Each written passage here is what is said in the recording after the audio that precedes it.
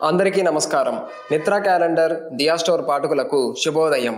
ఈరోజు 13వ తారీఖు మే 2025 శ్రీ విశ్వవసునామ సంవత్సరం వైశాఖ మాసం వసంత ఋతువు ఉత్తరాయణం మంగళవారం. ఈరోజు తిథి పాడ్యమి రాత్రి 10:53 వరకు. తదుపరి విదియ.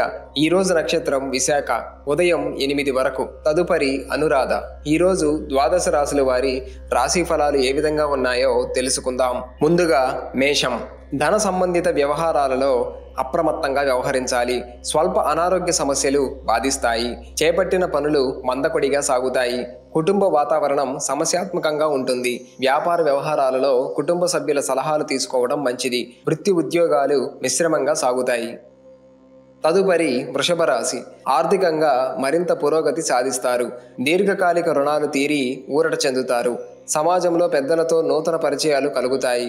అన్ని రంగాల వారికి అనుకూల వాతావరణం ఉంటుంది. విలువైన వస్తు వాహనాలు కొనుగోలు చేస్తారు. ఉద్యోగస్తులకు పదోన్నతి కలుగుతుంది.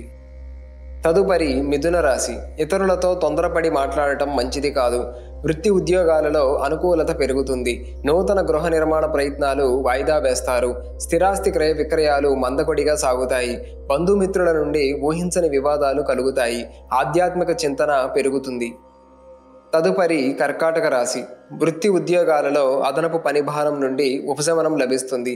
బంధుమిత్రుల నుండి వివాదాలకు చెందిన సమాచారం అందుతుంది. గృహమున విందు వినోదాది కార్యక్రమాలను నిర్వహిస్తారు.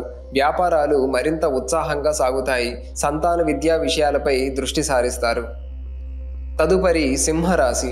స్నేహితుల నుండి శుభకార్య ఆహ్వానాలు అందుతాయి.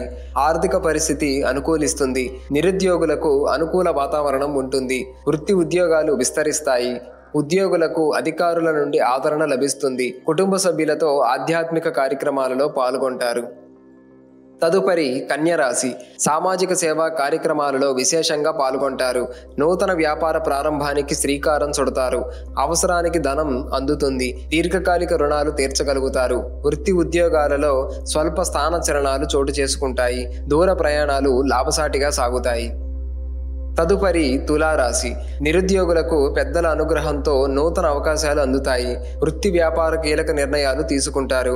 మిత్రులతో ఉన్న వివాదాలను పరిష్కరించుకుంటారు.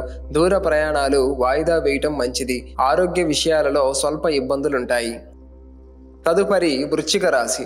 గృహమున సంతాన వివాహ శుభకార్య ప్రస్తావన వస్తుంది.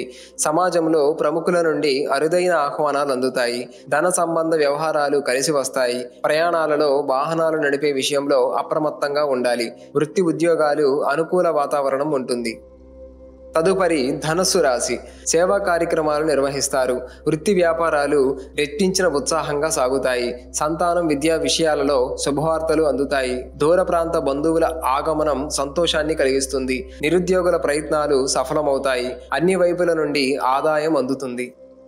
తదుపరి మకర రాశి. పాత రుణాలను కొంతవరకు తీర్చగలుగుతారు. దూర ప్రాంత బంధుమిత్రుల నుండి అందిన సమాచారం ఆశ్చర్యం కలిగిస్తుంది. ధనపరంగా ఇబ్బందులు ఎదురైనా అధిగమించి ముందుకు సాగుతారు. వృత్తి వ్యాపారాలలో సొంత నిర్ణయాలు చేయడం మంచిది. సంతాన ఆరోగ్య విషయంలో అశ్రద్ధ మంచిది కాదు. తదుపరి కుంభరాశి. చిన్ననాటి మిత్రులతో కొన్ని విషయాలలో విభేదిస్తారు. తల్లిదండ్రుల ఆరోగ్య విషయంలో అప్రమత్తంగా వ్యవహరించాలి. చేపట్టిన పనులు జాప్యం జరిగినా నిదానంగా పూర్తి చేస్తారు. నూతన గృహ వాహన కొనుగోలు ప్రయత్నాలు వాయిదా పడతాయి. ఉద్యోగ వ్యాపారములు మందకొడిగా సాగుతాయి.